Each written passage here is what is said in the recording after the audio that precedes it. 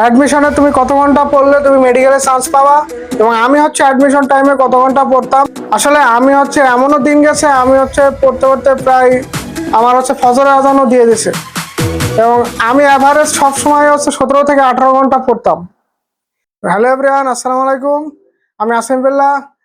এবছর 2024-25 সেশনে মেডিকেল ভর্তি পরীক্ষায় যশোর মেডিকেল কলেজে চান্স পেয়েছি এবং ডেন্টাল ভর্তি পরীক্ষায় জাতীয় মেধায় 33তম ঢাকা ডেন্টাল কলেজে চান্স পেয়েছি। তো আমাদের অনেকের মধ্যে কোশ্চেন যে আমরা আমাদের ভাইয়াদের কাছে সবাই জিজ্ঞেস করে যে আমাদের অ্যাডমিশনে বা মেডিকেলে বা যে কোনো অ্যাডমিশন টেস্টে আমাদের চান্স পেতে হলে আমাদের কত ঘন্টা পড়তে হয়। আসলে আমি এমনও দিন গেছে, আমি পড়তে পড়তে প্রায় আমার ফজরের আজানও দিয়ে দিছে। এবং আমি অ্যাভারেজ সবসময় 17 থেকে 18 ঘন্টা পড়তাম।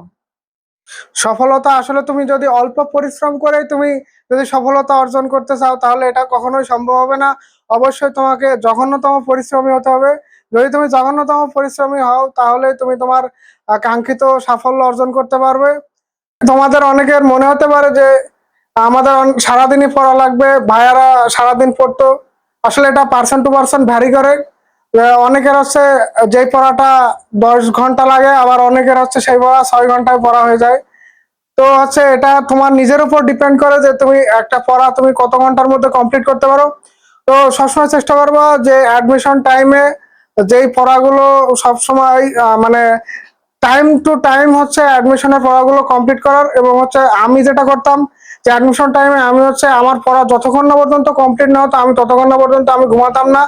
তো যেটা যত রাত হোক না কেন আহ আমি সেটা কমপ্লিট করে ঘুমানোর চেষ্টা করতাম।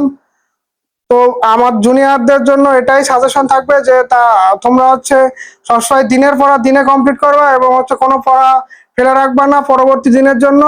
তো তোমরা যদি এভাবে ফলো করতে পারো, নিয়মিত পড়াশোনা করতে পারো, তো আমার মতো ক্যাম্পাসে তোমাদের সাথে দেখা হবে ঢাকা মেডিকেল কলেজে।